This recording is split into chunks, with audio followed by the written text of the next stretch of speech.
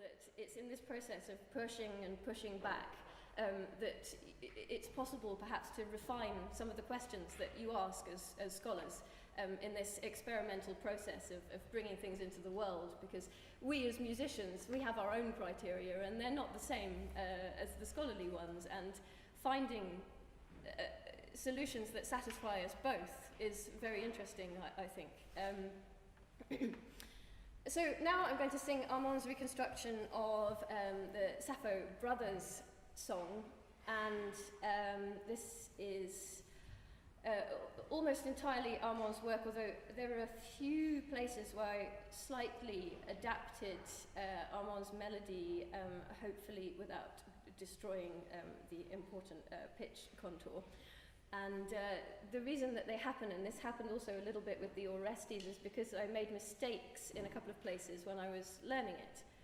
And I thought those mistakes were very interesting because I made the mistakes because I was singing familiar fragments, melodic fragments from previous places in the same composition.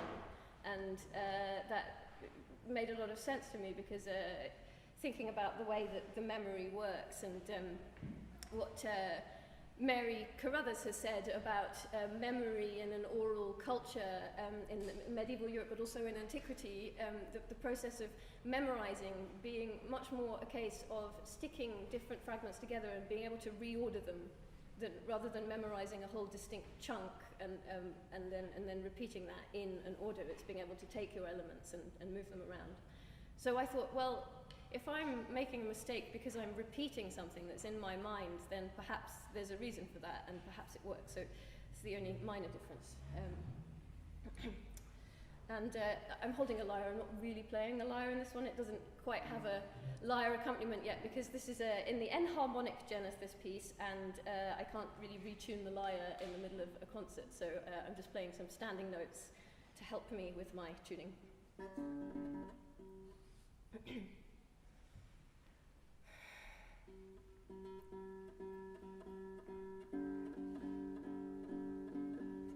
Auloi triles acaraxon efenai sumplea, domenaema visoide symplantes de tioi, seducretata noestai. Ola che penemecai celestai, pola lisestai basilean eran, exicestai tuire sana gonta na caraxon. Came peiuren artemeas dadala, panta taimones in epitropomen, eudi aigarec megalana etan, aipsa pelontai. Tonque poletai basileis Olympo, taimonec pononge parogonede, Petropen che noi macares pelontai, kai polioboi. Came saiketan pe palana ere, laricos caide potener genetai, kai male colam barutumianten, aip salutemen.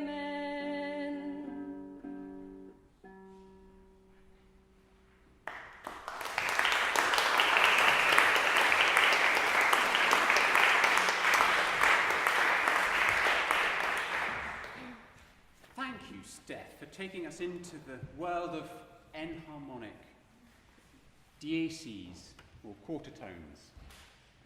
Now it's your turn. I have come round to quarter tones in the last few months, having never really felt for them. I didn't have any sort of connection with them. But playing this instrument has opened up my appreciation for quarter tones in a really interesting way. I now kind of feel them. So it's no longer, it takes them out of this theory and of numbers and intellectual, it takes them from the head down into the heart, maybe, or into the fingers. And I'm really feeling the interference beats. And that's what I love about the Mesopykna, the one that's in the middle of the cluster. So we had a fabulous exemplary intonation there from Stef. My enharmonic intonation is not quite up to yours, but I want to give you heart and encouragement, because we're all going to do this now. We're all going to sing an enharmonic tetrachord, okay? This is the noble, good, old-fashioned music that was esteemed most highly by the 4th century cognoscenti. And we're going to give it the vowels that were recorded many centuries later by Aristides and in what's known as the anonymous Bellarmine treatise. Let's begin. Da, da. Okay, alpha. That's our first vowel. Da. Lovely. Now the next one, eta. If you're English, I had to really practice this, and I'd like to thank Armand for helping me navigate ancient pronunciation. But we're going to try, or at least I'm going to think, as an English speaker, I'm going to think of the word day. So I've sung dan, I'm now going to sing day, day, day. It's eta, for those of you who are Greek and know how to pronounce eta. So, da, de. So we're going to change the vowel from da to de, and there's a very little pitch difference. Da, de. Lovely. Da, de. Next one is omega. And I think of the English word door. Open the door. Okay. Da, de, door. Da, de, do. Once again. Da, de, do. And then my last one is den. The English word den is an epsilon. Den. So all together. Da, de, do, den. Lovely. Now, that is an enharmonic tetrachord. What we're going to do now is to modulate. We're going to take the synemenon root, which is the conjunct root. In other words, when we get to da, de, do, de, that de becomes our next da, de, do, de. So we're stacking two tetrachords on top of each other, and they share. The top note of the first is the bottom note of the second. So let's get our pitch. Listen once. Da, de, do, de. Da, de, do, de. All together. Da, de, do, de. Da, de, do, de. Lovely. So there is our lesser perfect system. Now we drop an octave, okay? And we're going to repeat exactly the same thing a tone lower. So we got to, I'll start again. If you would just listen to me once, I'm going to sing the whole thing. You can count. Da, de, do, de, da, de, do, de, da, de, do, de, da, de, do, de, da, de, do, de, da, de, do, de, da, de, do, de.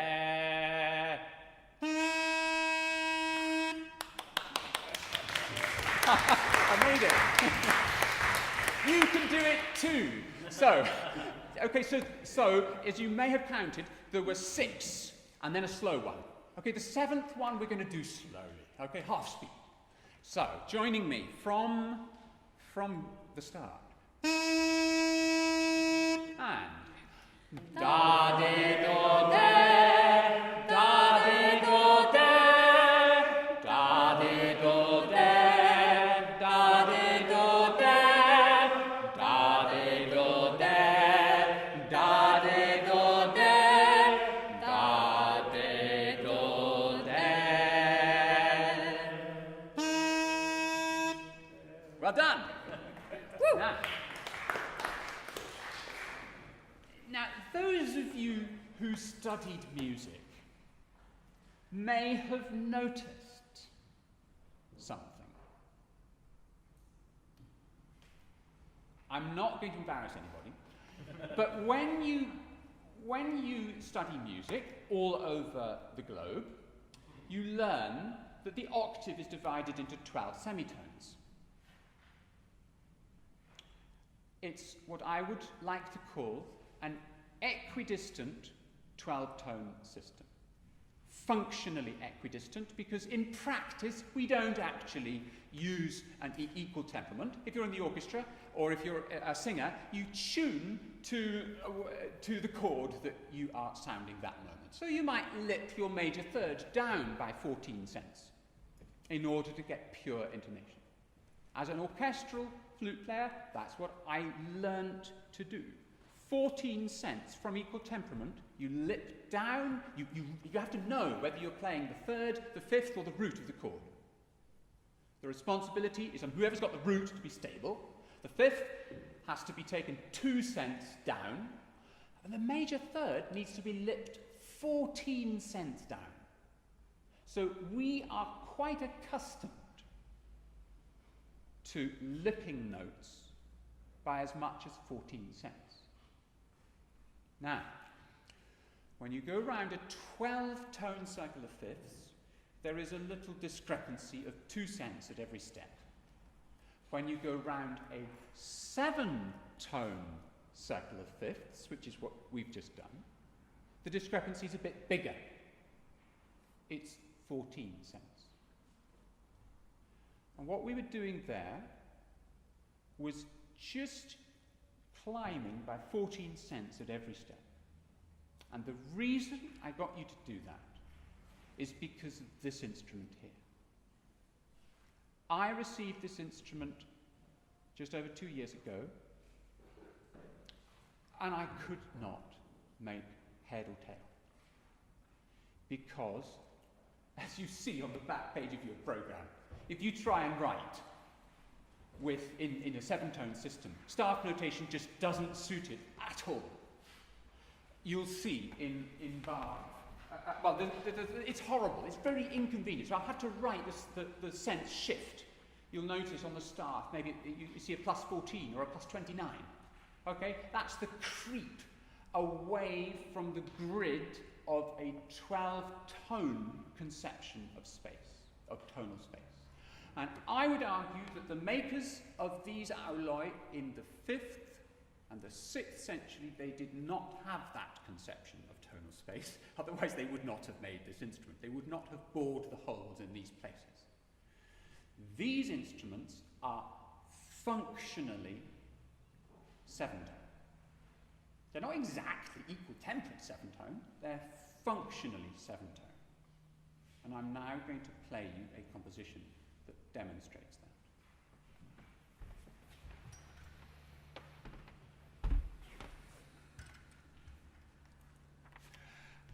This is not so much a performance as a public rehearsal and explanation, because I've written myself here an Olympian piece that I'm not quite capable of playing yet.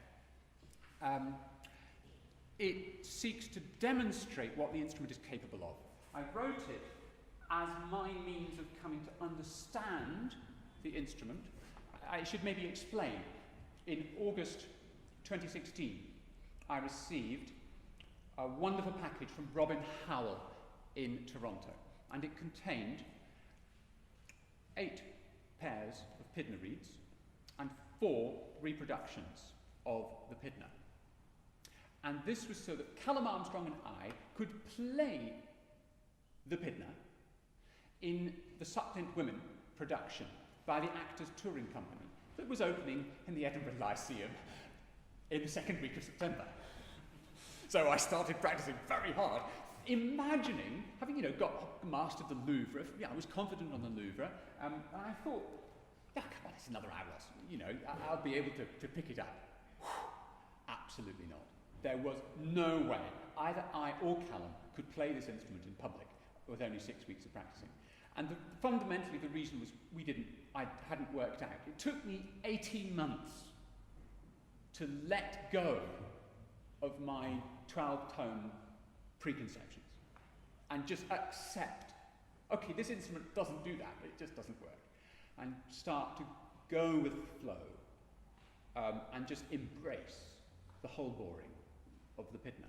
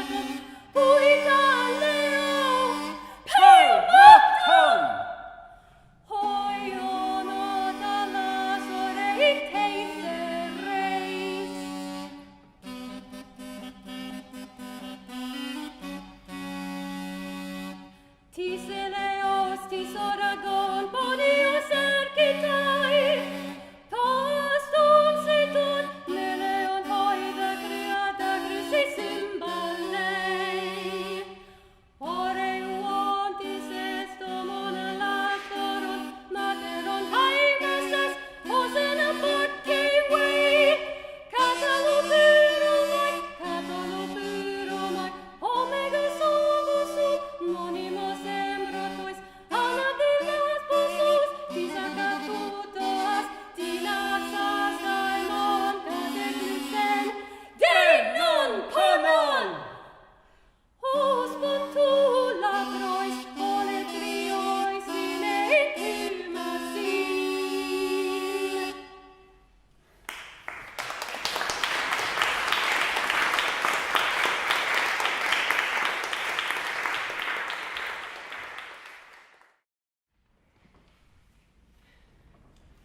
So, I am the very proud new owner of a reproduction of one of the two Megara auloi, measured and made by Christos Tertius,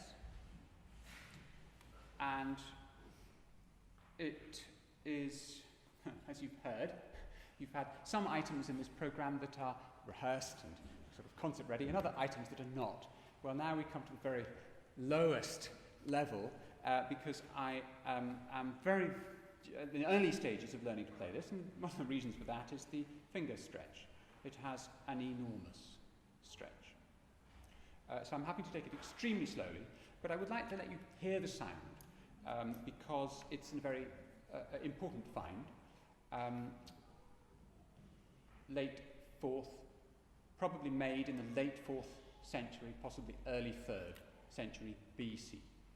And each of these pipes has 3 bronze sliders, which open a hole or close a hole. I've not yet started trying to operate the sliders while I'm playing. I'm just trying to make sure I don't drop the instrument. So I'm not going to play very much. This is just a little progress report.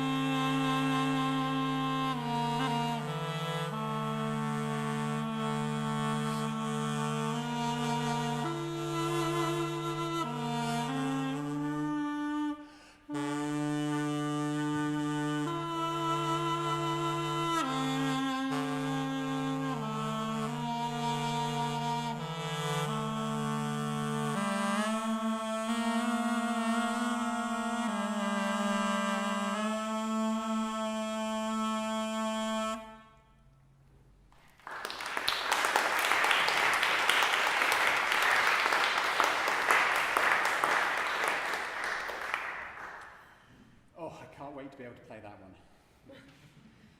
But I'm trying to ban myself from playing it for more than 5 minutes at a time, because it's such a big stretch, and it could be very dangerous. I could not be able to play any instruments if I overdo it. So now to the other end, the other extreme, the Berlin auloi. Now, here I'm grateful to, well, the reproduction is by Thomas Rezanka, but the reeds are by Callum Armstrong, and he's done something magical here. The Berlin has always caused some headaches, because it requires real lipping into tune. And the Pydna has taught me, has trained me to do that. Because with the Pydna, which is the kind of 7th octave tones, everything has to be lipped into tune. Because there isn't a single interval on the instrument that's in tune. It all is sort of there so that you have maximum possibility of achieving a major third or a minor third, or quarter tones. This instrument requires, similarly, quite a lot of hearing the note you want to produce and praying that the right one will come out. Or any note will come out. Now I have some hot water for precisely this issue. If I dip it in the hot water, that will hopefully immediately open the blades. And I saw this in a video of Japanese hichirichi players, and they of course dipped it in green tea. not water. So I thought, oh yes, let's do that. So.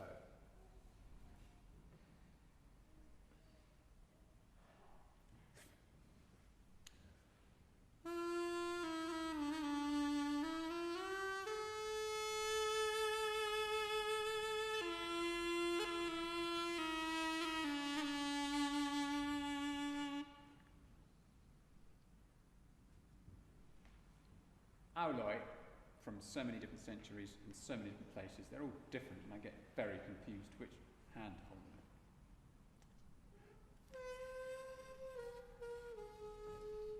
It's waking up.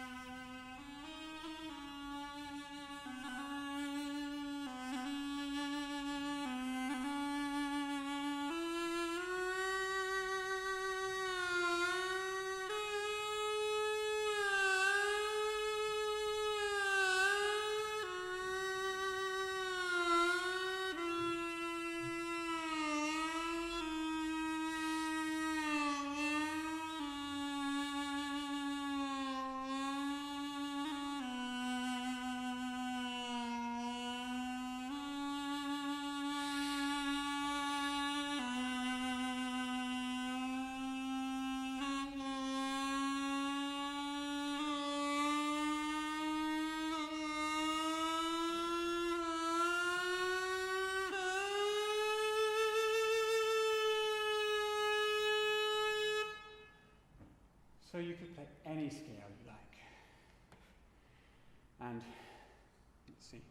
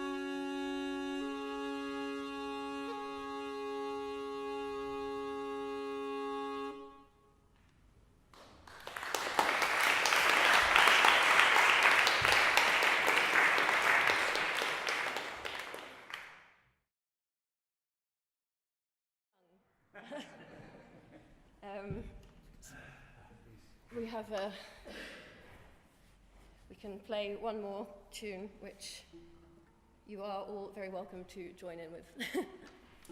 Those of you who know it.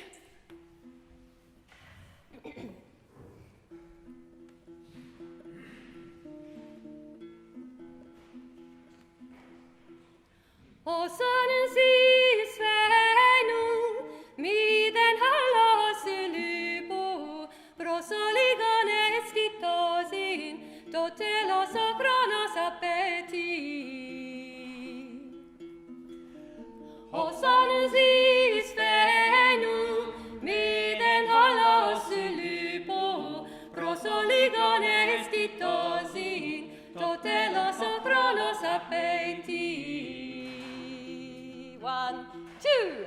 O sonens